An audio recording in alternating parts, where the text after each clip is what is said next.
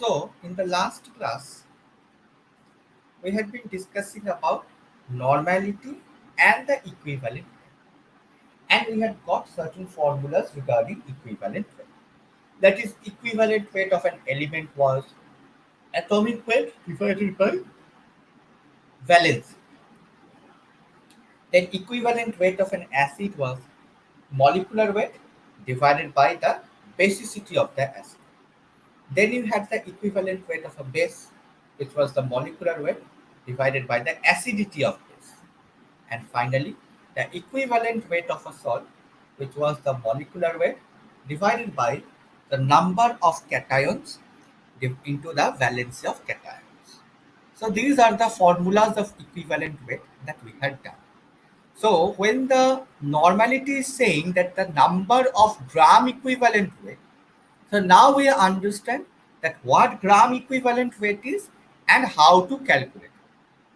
So today we'll be starting with the derivation of how to relate between normality and molarity. That is, relation between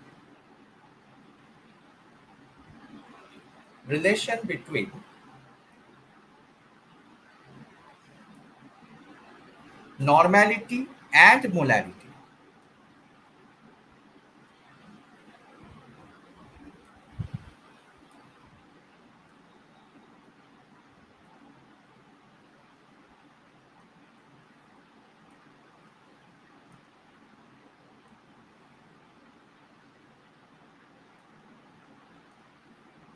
So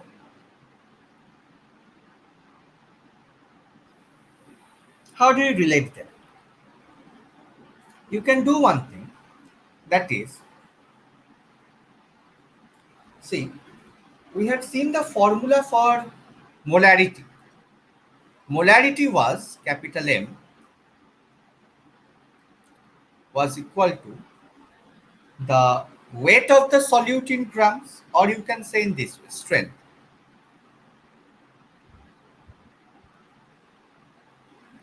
Strength of solution in gram per liter. Strength of solution in gram per liter divided by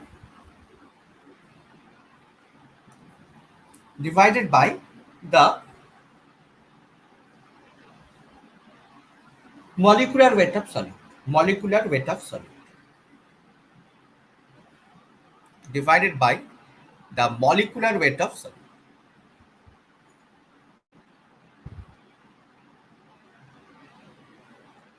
And normality N, that is equal to, for normality we had seen the formula to be strength of solution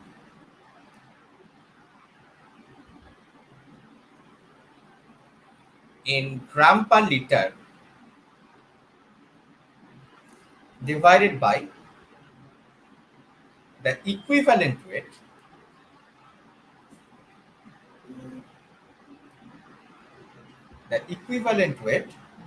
of the solute.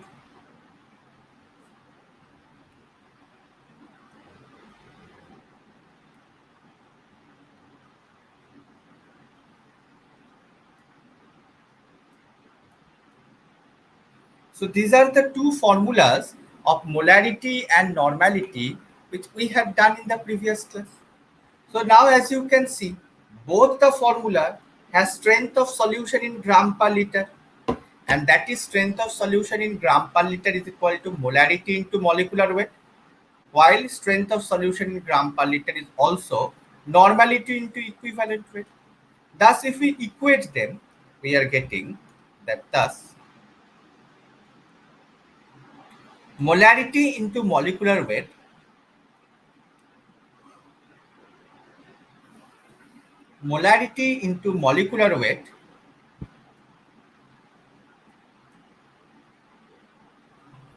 is equal to normality into equivalent weight. Normality into equivalent weight.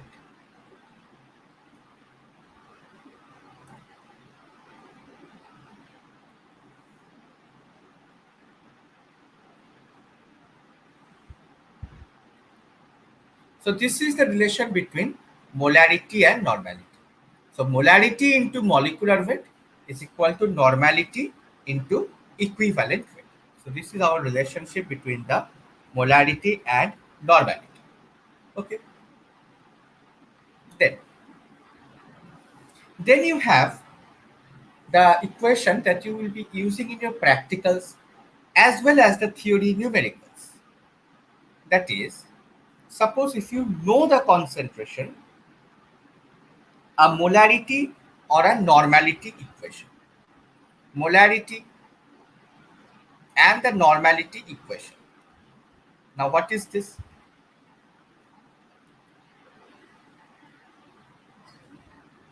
Molarity and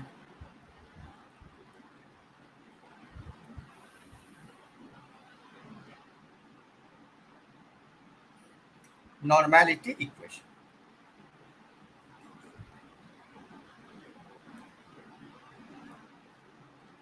So now how to do this? Achha. So now you tell me you have still not been to your practicals, right? You haven't seen those practicals till now. Have you been to a lab till now?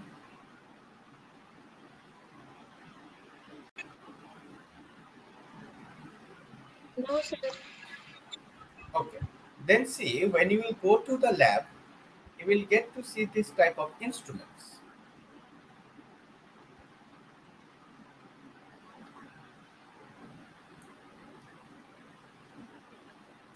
A long instrument like this.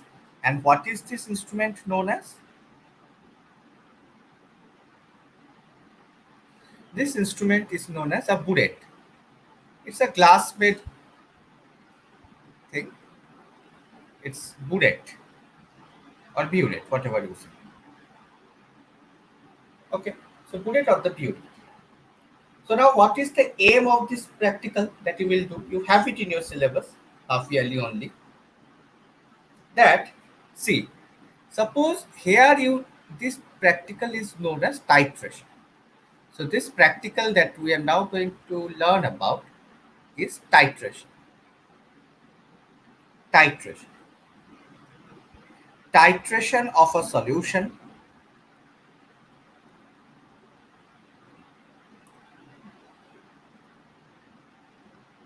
of known concentration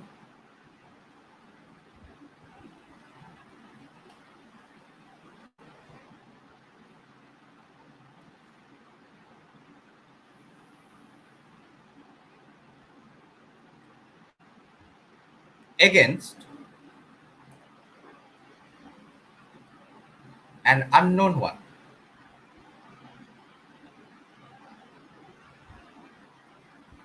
Against an unknown one.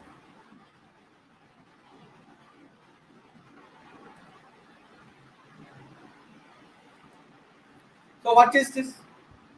See, this instrument is our bullet. So what you do is, suppose here you take um, sodium hydroxide. So here you are taking, suppose, sodium hydroxide.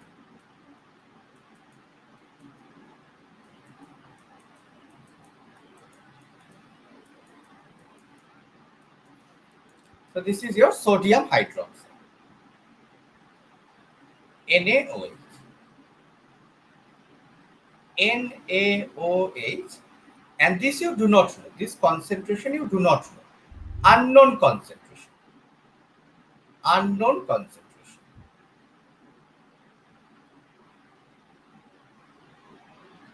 So a sodium hydroxide of unknown concentration has been taken. You have filled it up in the burette. Okay, and burette, the volume of a burette can be of many sizes. It can be 50 ml, 25 ml, 10 ml. So it can be of various sizes, but I think in your school you are going to get a 50 ml bullet. Now what you have done is you have also measured out in another conical flask, in a conical flask, suppose HCl. So you have measured out in a conical flask HCl. HCl has been measured out.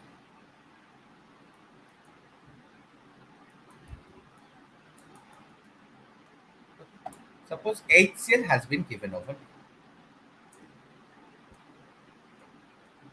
HCl of known concentration.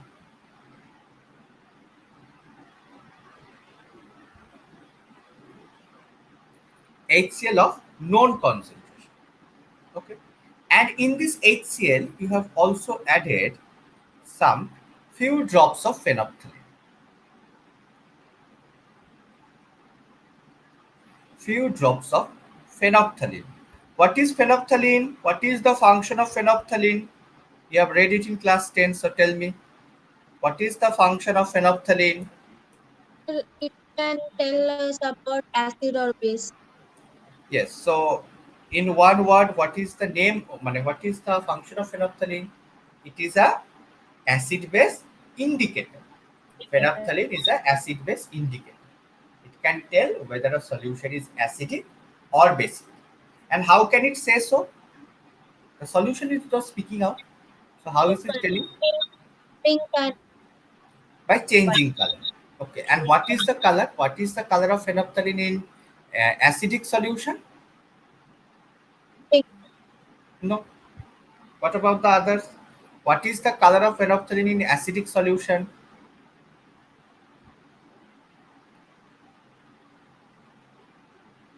Colorless. Phenolphthalein is colorless in acidic solution. Whereas in a basic solution, phenolphthalein will become pink. So phenolphthalein is colorless in acidic solution, but pink in a basic solution. Okay. So now what do you do? So this is the experimental setup. You have taken a base and acid. Base has been taken in this of unknown concentration in a bullet, whereas the acid of a known concentration has been taken in a conical flask. Now suppose the concentration of your acid is 0.5 molar. Okay, so let us take the concentration of your acid to be as 0.5 molar. So now what you do is, now see, you open this stopcock. Okay, this is like a tap. So you open this tap. You are opening this tap, and what is happening as a result of that? What will happen? Few drops of NaOH will actually fall down as you open this tap. Drops of sodium hydroxide will fall in this. So what will happen? Essentially, acid-base reaction is taking place. As you are adding the drops of sodium hydroxide in this HCl, the base NaOH is reacting with HCl acid to produce sodium chloride, salt, and water. So ultimately, this is a neutralization reaction. Neutralization reaction.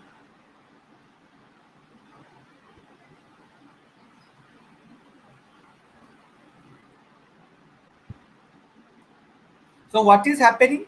That as you are adding the drops of NaOH in this solution, the base is reacting with the acid, okay, to form salt and water.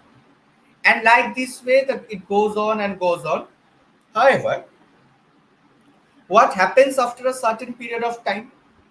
After a certain period of time, as you go on adding sodium hydroxide, what will happen is this sodium hydroxide will have reacted with all the acid, that is available, because I had taken acid in a fixed amount.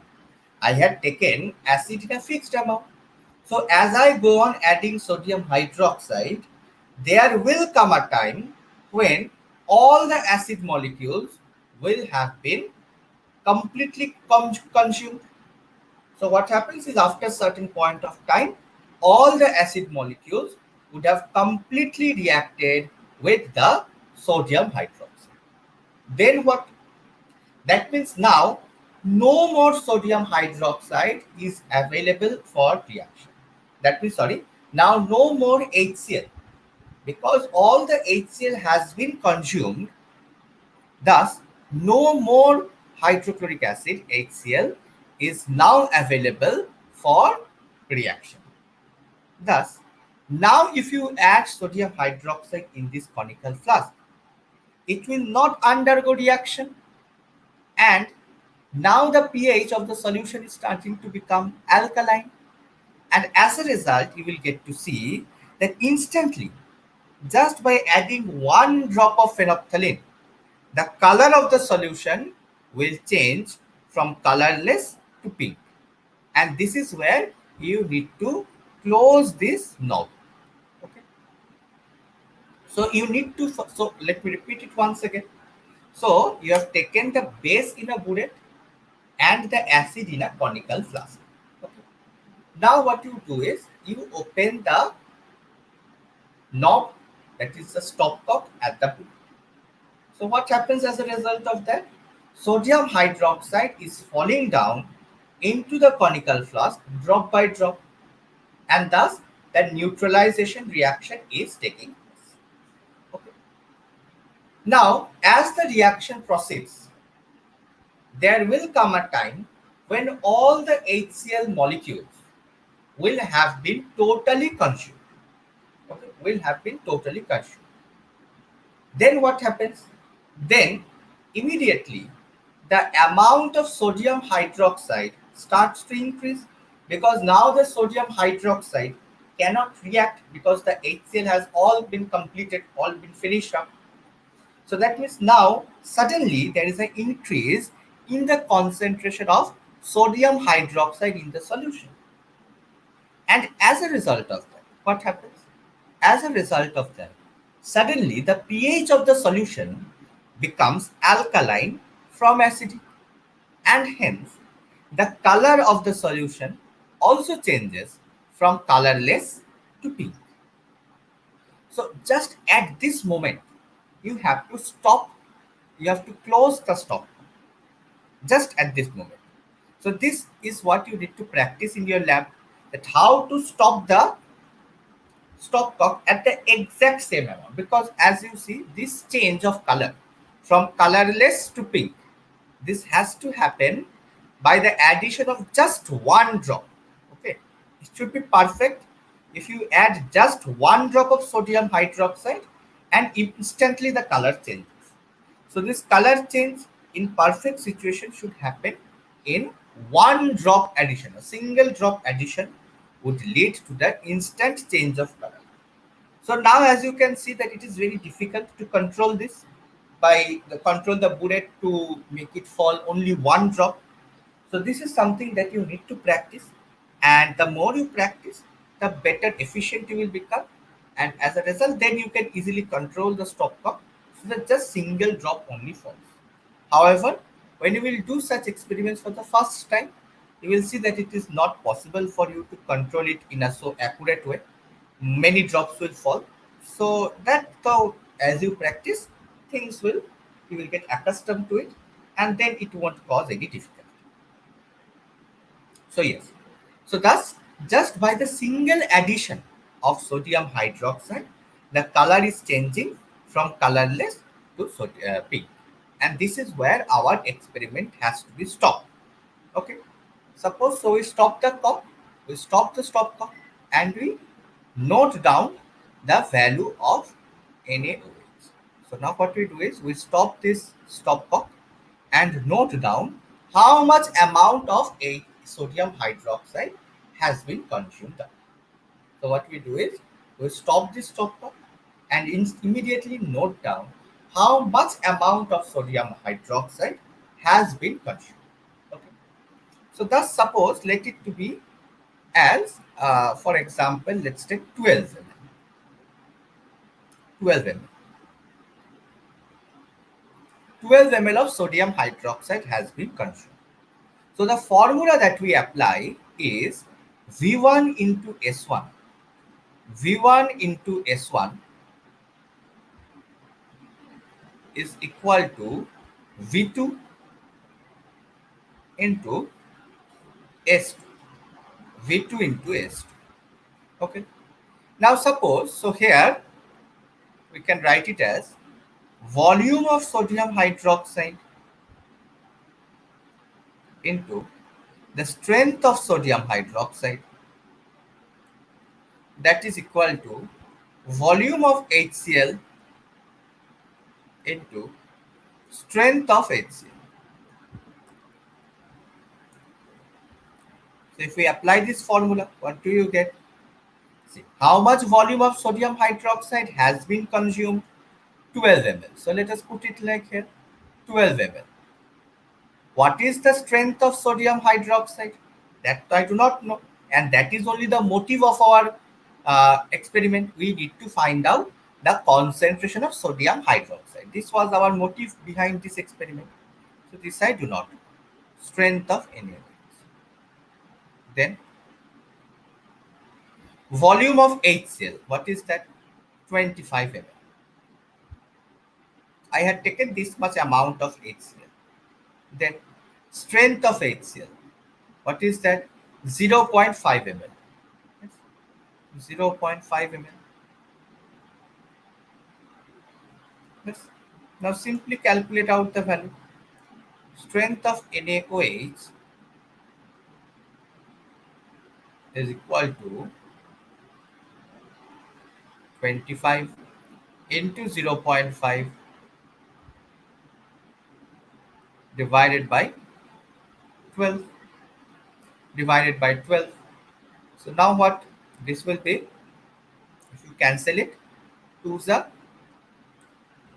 okay, so it's 24, then 1 doesn't go 0, so 0 over here, another 0, that means 2.08, something like that, something along this line, 2.08. So if you multiply this with 5, it will become 40, and 5 2's are 10. 5 2's are 10.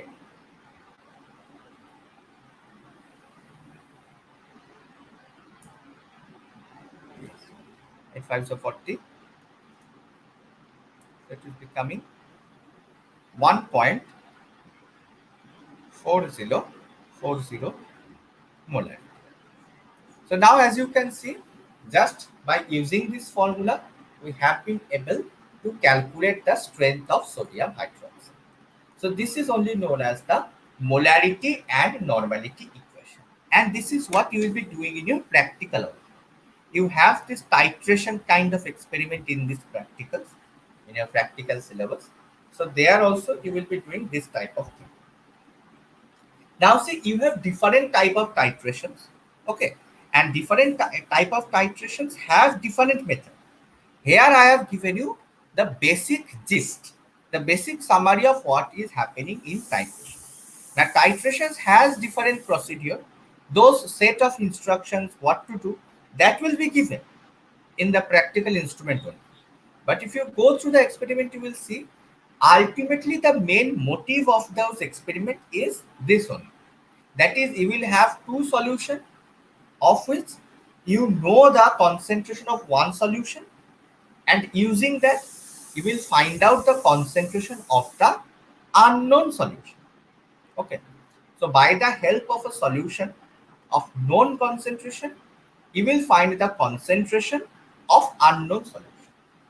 So all the titrations that you have in your syllabus has this only as the recurring theme behind those experiments. Okay, so this is the molarity or the normality equation. So is it clear to everyone what you have to do in your practicals, the titration practical, and how to apply this equation? Is it clear? The basic idea of titration, is it clear to everyone? Yes, sir. Okay. So the formula that you have to apply at last is V1 into S1, that is equal to V2 into S2. So whatever titration you do has this only as the main motive. Using a known concentration of HCl, or for that matter any solution. Here though I have given the example with sodium hydroxide and HCl. In your practicals you will have different acid and different bases.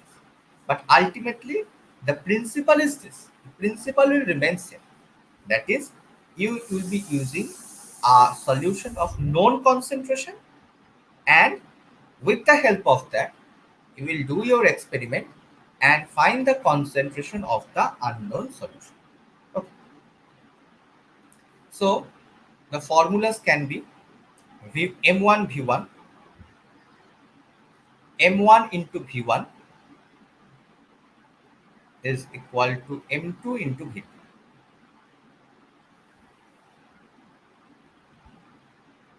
M2 into V2. So this also can be another formula, as well as N1 into V1, N1 into V1, that is equal to N2 into V2. So this can be yet another formula. So the first equation is known as the molarity equation, and the second equation is known as the normality equation. So this one is called the molarity equation.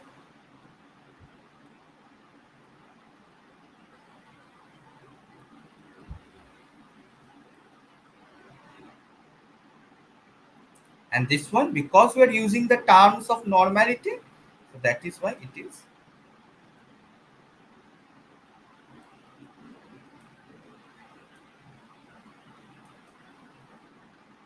normality.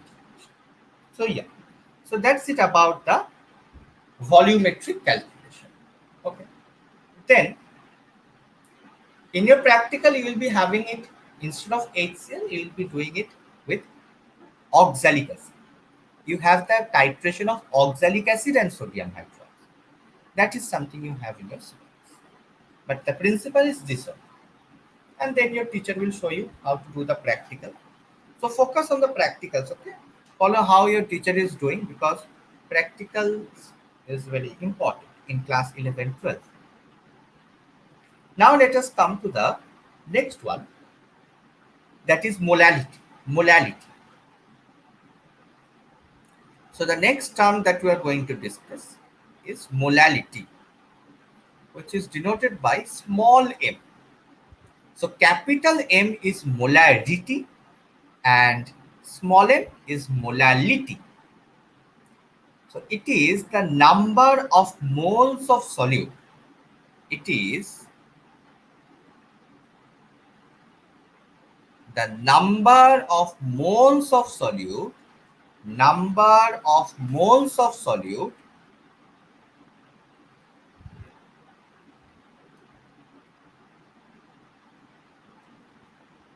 dissolved per dissolved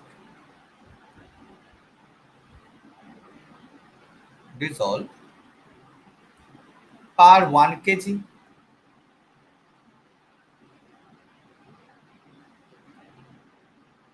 or as you can say that 1 kg is equal to 1000 grams.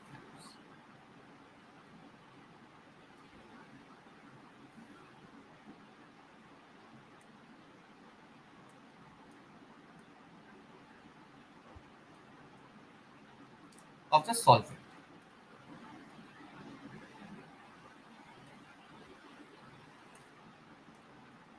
Okay, so this is the definition, but again, we are more interested in the formula. Knowing the formula is knowing the definition. So molarity small m is equal to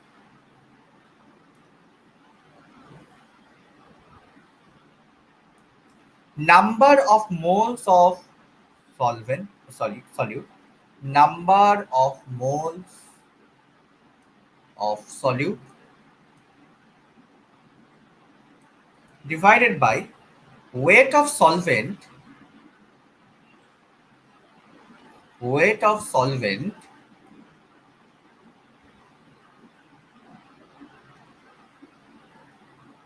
in kg. So this is the basic formula. Number of moles of solute divided by the weight of solvent in kg. Now as you can see that in lab we do experiment with a small amount, not with large amount. In laboratories the experiment is done with suppose 10 ml, 25 ml. So that is a small amount is taken. It is not we are taking 1 kg, 10 kg of a substance. So keeping a term of kg in the equation is very illogical for application. So how to convert this kg into gram? Kg is converted into gram by dividing it by 1000. Right? If I divide a kg, not dividing it into 1000, Yes. No, not dividing it to 1000. It will be multiplying by 1000. Very sorry. If I want to convert the kg into gram, what I need to do is I need to multiply this value with 1000. And now see, if I am multiplying the denominator with 1000, that means I have to multiply the numerator also with 1000, because it is not I can do something at my own wish. If I am multiplying the denominator with 1000, then the numerator has also to be multiplied by 1000. So that is only we have done. We have multiplied both the numerator and the denominator with 1000. So kg into 1000. What is that? 1000 kg. Kg, if I multiply by 1000, that is becoming grams. So that is why the ultimate formula becomes number of moles of solute into 1000 divided by weight of solvent in grams. Okay. So even though the definition is saying per 1 kg of the solvent, we are converting this into gram, because gram is a more sensible unit that we apply in our laboratories instead of kg. Now, if you ever get a numerical with kg, no problem. Then you apply the basic formula. Just convert this kg into gram, and you will be done. So then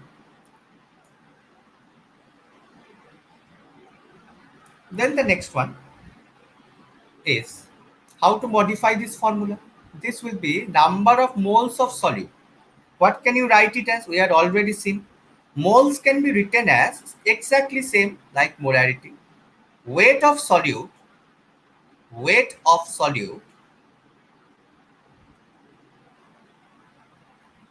in grams, weight of solute in grams into 1000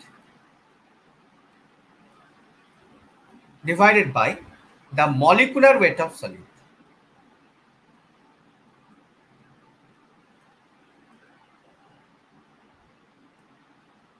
into weight of solvent in grams. This will remain as it is.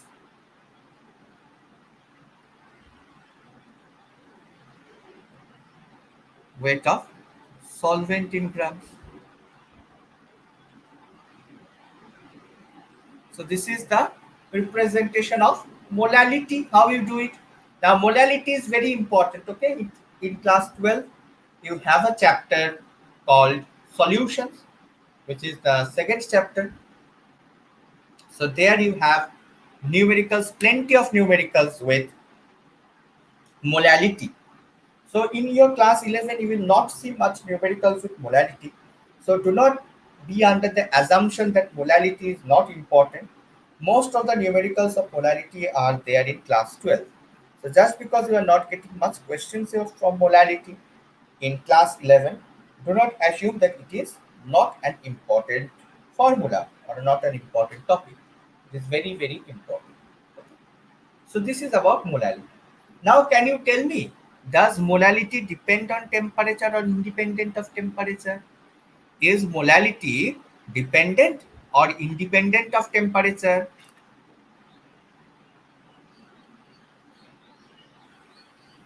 Is molality dependent on temperature or independent of temperature? Dependent. I could not hear you. Can you repeat once again? Dependent. Dependent. But why dependent?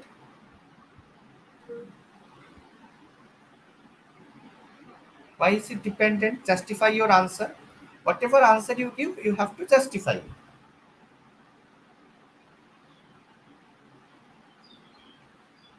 Molality is independent of temperature. Why is it so? Why is molality independent? Because see, from the definition of molality that we have written, it is dealing with weight of the solvent. Okay, weight of solute, molecular weight, then weight of solvent. So it is always dealing with weight.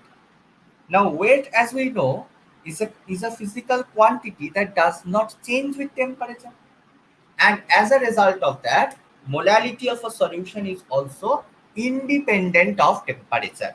Okay, unlike normality and molarity, which we had seen was dependent on the volume of solution. See, normality and molarity was dependent on the volume of the solution, and volume we have already seen that Volume is something that changes with temperature. So that is why molarity and normality was temperature dependent. But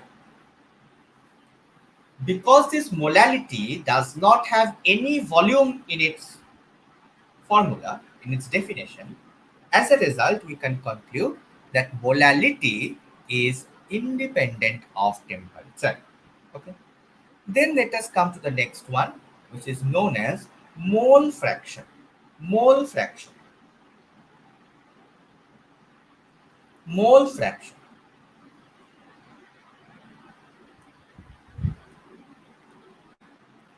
So this one is very easy. It is the ratio of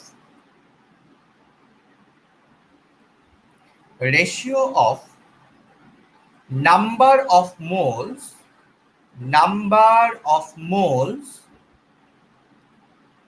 of one component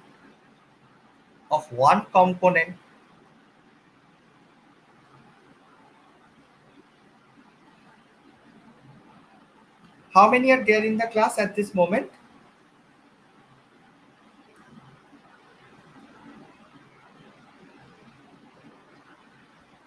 How many total students are there in the class at this moment?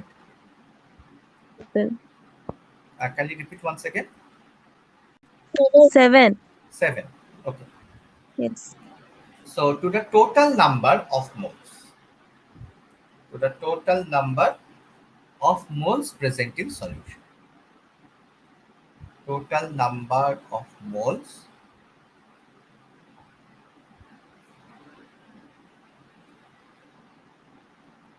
present in solution. The total number of moles present in solution. So this mole fraction is very simple. Suppose you have an exam out of 100 and you are scoring, suppose, 95. So then what is the fraction of marks that you score? 95 by 100. Out of the total available marks, you are scoring 95. So what fraction of the mark you are scoring? 95 by 100. So the marks you are scoring divided by the total marks. That is only the fraction. So here also, when you are doing the mole fraction, that is the mole of one component divided by the total number of moles. So suppose you have a solution where there are two components. Okay. Suppose you have a solution with two components.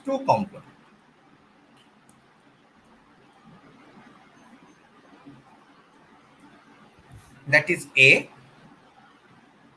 and B. So these are the solution and you have two components. Suppose sugar, water, like this one. Two components are there. One is sugar and one is water. Salt, water. That's it. Do you know if a solution has two components, then what do you tell them? We call them a binary solution. If a solution has two components, as in this case, sugar, water, HCl, NaOH, like this. If a solution has two things in it, then it is known as a binary solution. Binary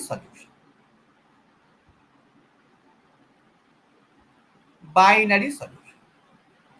If a solution is having three components, salt, sugar, water, like this type of thing. If a solution has three components, then we call it the ternary solution.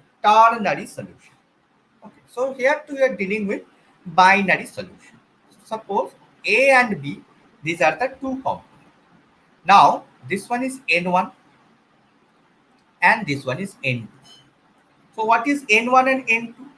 N1 is number of moles of second component. The number of moles of second component that is there.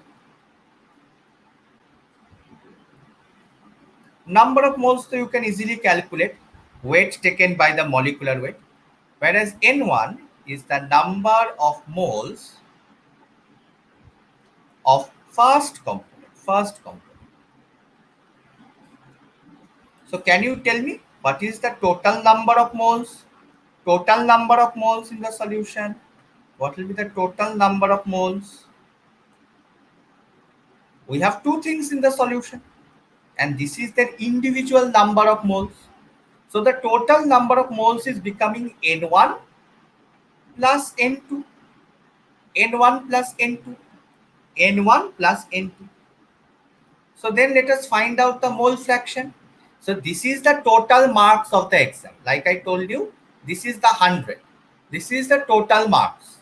And how much did they score? N1. So what will be the mole fraction? Tell me. This is the total marks and this is how much they have scored. So what is the mole fraction? What will be the mole fraction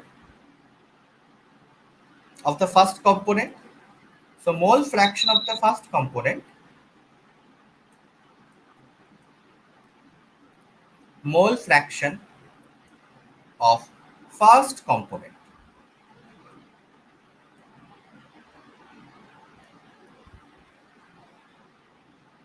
that is denoted by, mole fraction is denoted by X. So X1, because we are doing the first component, hence X1. How much did X1 get in the exam? N1. So N1 divided by, what is the total marks? N1 plus N. So this is the mole fraction. Number of moles of the first component divided by the total number of moles, which is N1 plus N2. And similarly, what will be X2? X2 you have to tell me. What will be the formula for X2? That is the mole fraction of the second component. What will be X2? Tell me, come on. What will be the value of X2? By N1 plus N2. So it will be N2 by N1 plus N2. N2 by N1 plus N2. N2 by, because that is the mark scored by the second component, number of moles of second component, divided by N1 plus N2. Plus. So we have got X1 and X2. Now see, sometimes what happens is in the exam, the teachers are not so nice. They won't be giving you easy things. They can obviously give the question in a more critical way. What they can do is, instead of telling you the number of moles directly, one can be the sums will be very easy and the number of moles will be directly given to you. But that might not be the case always. They will not tell you the number of moles. Rather, they will tell you the weight that you have taken and the molecular weight of that substance. So these formulas can also be modified as W2 by M2. And here you are just applying the formula of the number of moles, that formula. W1 by M1 plus W2 by M. Okay, so here you have simply applied how to calculate the number of moles, that formula. This one. Where did it go? I think this.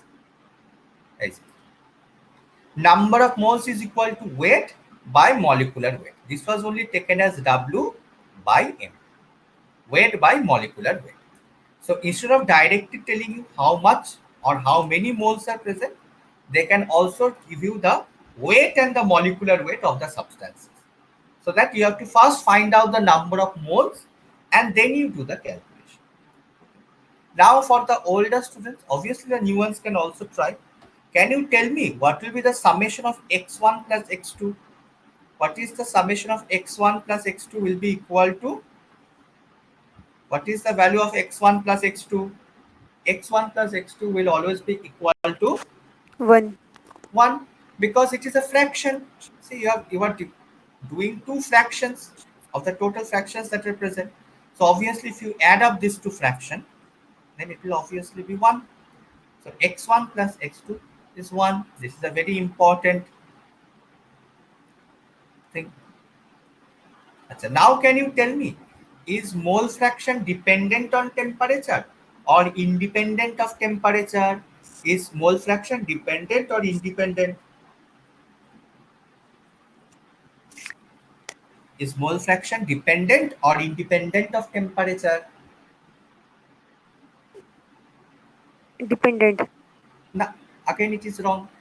It is independent. Independent. Why? Because again, if you see in the formulas of mole fraction, the term of volume never comes. All you are getting is weight, molecular weight, all these things. Okay. So whenever in a formula, if you see there is volume, then it is temperature dependent. It is changing with temperature because volume changes with temperature. However, if you get a formula which do not have any such volume thing, which has only weight inside it, only weight, molecular weight, all such type of things, then it is independent of temperature because weight remains constant with temperature. So let me write it down. Which of the, so these are all the units that will be doing, all the units of concentration. Is it clear to everyone? All the units of concentration. Is it clear to everyone? So we have done normality, molarity, molality, mole fraction, weight by volume, volume by volume. Is it clear to everyone? All the formulas that we have discussed. Yes, sir.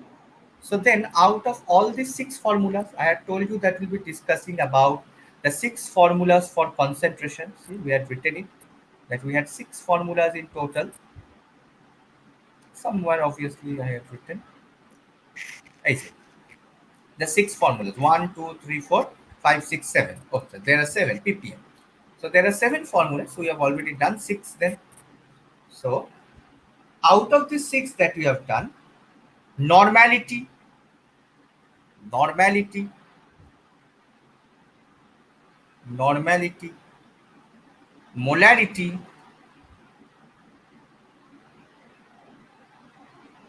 molarity, weight by volume percentage, these 3 things, W by V percentage, these are temperature dependent. These 3 things depend on temperature.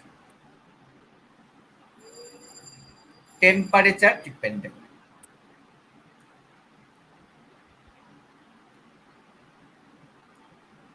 Why is it so? Because if you see their formulas, all the 3 have volume in their formulas, and volume, as we know, changes with temperature. As a result of that, these are all temperature dependent. Whereas you have mole fraction,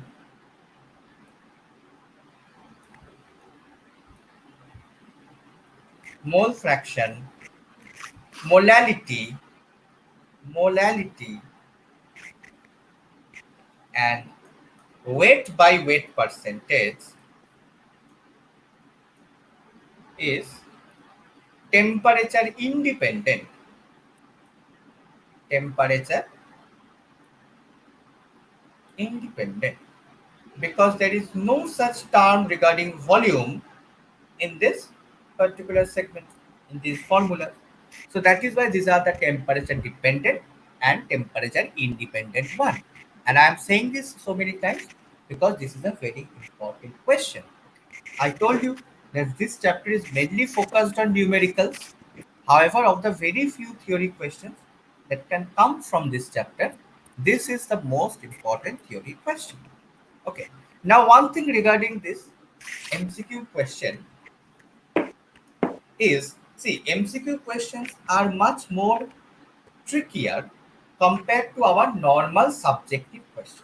The MCQ questions are more trickier compared to the normal subjective question, because in the options that of MCQ that are given to you, the examiner already knows where a student can make mistake.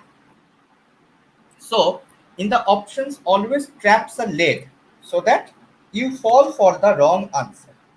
Okay, because it is not suppose A, B, C, D, and if B is the correct answer to the question, it is not like the other 3 options are just random options. The other 3 options are not random options. The other 3 options are also very, very logical options, because as I told you, the teacher knows where a student can make mistake. So the other 3 options that are there, they will be answers that will come if you do the sum with the wrong formula. if you make a mistake in that sum, you will get to our answer the other three options. Okay, let me give you a suppose very simple example. Suppose if the question is suppose 2 plus 2. Okay, now this is a very simple thing. Now suppose the MCQ is how much is 2 plus 2. So the correct option will always be, let us make it 2 plus 3. Let us make it 2 plus 3. 2 plus 3. So the correct option will be 5. Now, the examiner will not give the option, the other three options, that is A, C and D. They will not be anything random. They will be things which are very logical mistakes. Now, suppose for a child who is like learning these things for the very first time. So what can be the mistake that he can make is, suppose he doesn't know these symbols of addition and subtraction. So what he can do is he might confuse this positive, this plus sign with a negative sign. So that is why another option will be 6 over here. So that if you by chance confuse the positive with as a multiplication symbol, then you will get 6 and you will think that 6 is there in the option. So that means my answer is correct. So this is what I meant, that they will always lay traps like this because they know where a student makes mistake, and the other wrong options will also be technically answers that you get by the wrong approach. Okay, so if you get the answer that you get by the wrong approach, that will also be there in the option. It will be not something direct. It is not like one option will be 10,019. It is not like that. Okay, the options will also be things which are logical mistakes, which can happen, which generally happens. So that is why you need to be careful when doing the MCQ so that you do not make mistakes. So here also, in this question, the very common question of this is, which of the following quantity is independent of temperature? This is the question. Which of the following quantity is independent of temperature? Which of the following quantity is independent of temperature? And now in the option, they will give you, suppose, molality. Okay. Then this will be the first option, molality. The second option will be molarity. Why is it so? Because molality and molarity, these two are very close to each other. They sound very similar. So there is a huge chance of confusing their names in the examination. So that is why both of them will be there in the option. It is not like one will be molality and another will be something completely random. Not like that. So if one is molality, another will be molarity, something which you can confuse. Then the third option will be weight by weight percentage. Okay. And the last option will be both C and A and C. So now this sum has basically three things, or rather two scope of mistake. One is a student can confuse between these two terms, molality and molarity. See, that is why they have been given consecutive. It is so options are also given like by thinking very much. Okay, they did not put weight by weight in the middle so as not to break your confusion. They will put both molality and molarity consecutively, one after the other, so that you get confused more.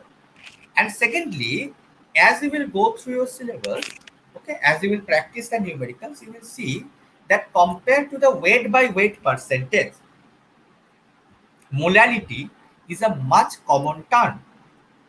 Molality is a much common term compared to the weight by weight percentage. In fact, you might see hardly 1 to 2 numericals based on this weight by weight percentage. So that is why molality is a much more important term, and students are well accustomed with the term of molality. So what happens is, when they are doing this question, there is a high chance, and there many in fact does this also, that is in the first option they see molality and they tick this. They do not go through the other options. And even if they do, many of them forget that weight by weight is also a temperature independent term. They only go and select the molality. And that is the reason why molality has been given in the first option only. because teachers want that you get the answer in the first thing and you become happy and you do not go through the other options also. So that is what I meant when I say that traps are set in the question paper because they know where mistakes are made. So that is why they will always put this molality as the first option in this question because students are more familiar with the term molality. So immediately they see molality in the first option because everyone is in exam pressure with this huge syllabus. So that is why many of the students do not bother to read the other options also because in their brain it automatically registers that molality is the correct option. So that is what I meant to say that be careful even if you see that the first option is only the correct answer, still go through all the other options.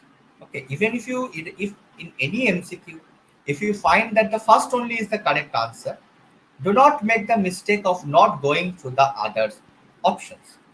Go through quickly through the other options as well, because if you go through the other options, you will see that the correct answer to this question will be option number D, because both molality and weight by weight percentage is independent of temperature.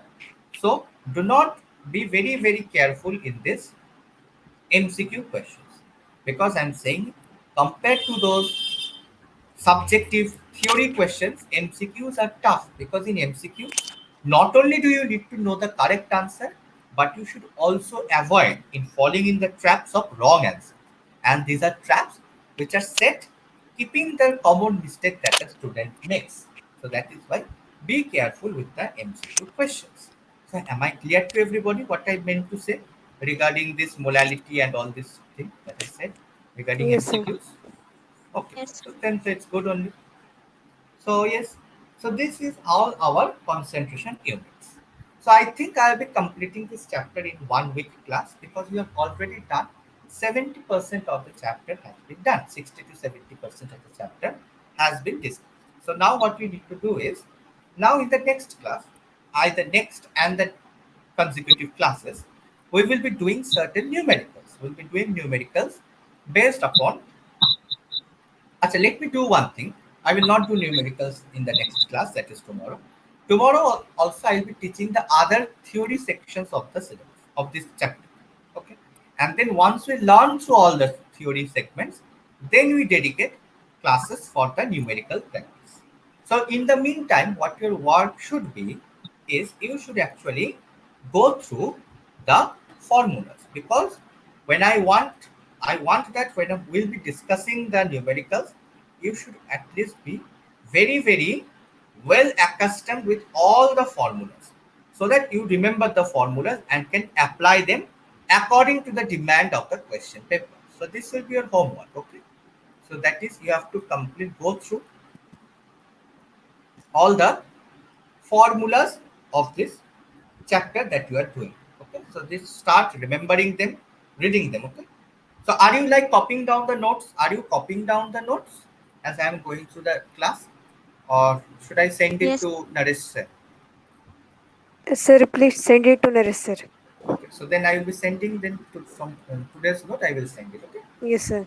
So I am not like sending the notes to Naresh sir regularly because hardly regularly there are hardly 1 or 2 pages addition in the note. So maybe after 2 3 classes I will send the note to sir. Okay, and sir will forward it to you. Yes, sir.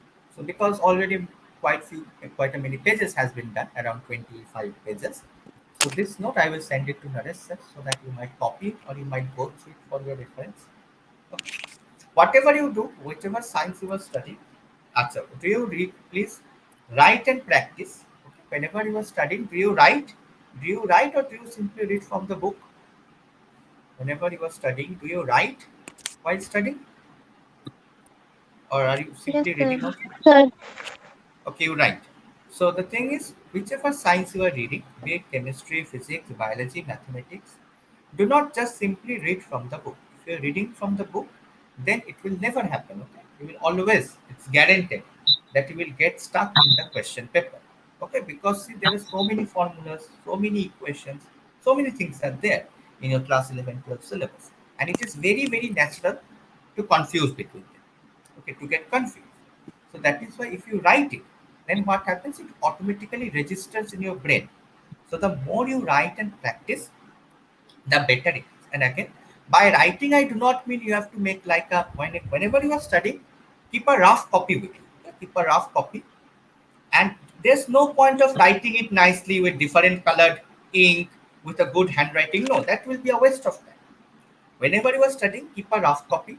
For all subjects, in fact, there will be one single rough copy. There you write it with just like a very bad handwriting also. That will be okay. Write with a bad handwriting so that you can actually write those things first so that you can cover more topics. And it also by writing, I do not mean that you have to like write without seeing anything. For the first 2 or 3 times, you simply copy the formula, see the formula and write it. For example, whenever you are start doing the molarity, suppose you are learning about molarity. So what you should do is read the definition and then write the formula by seeing only. Okay, write the formula by seeing that from the notes or from the book. Then try to derive the different formulas of molarity that you have done. So that also keep your copy open. See, see once. Suppose this is the formula of molarity. What did it put? I think this. This is the formula for molarity. So you write the first formula, then you again see the copy and see how you are coming to the second formula. Think that and again see and write it. So for the first 2 to 3 times, you just understand and write it in a rough copy. Then automatically you will see from the next time, then slowly, gradually decrease your dependency on the copy. Then after a certain point of time, you can write them without seeing only. So that's it. So for the first time, there's no point of writing without seeing. First, practice by seeing only. Simply copy down these things with a bad handwriting so that you can write fast. Okay. And then gradually practice without seeing copy. But always write. If you are not writing, science will never happen. Okay. So am I clear to everyone? Okay. So then I'll be ending the session over here for today. So do you have any doubts anywhere in today's class or is everything clear?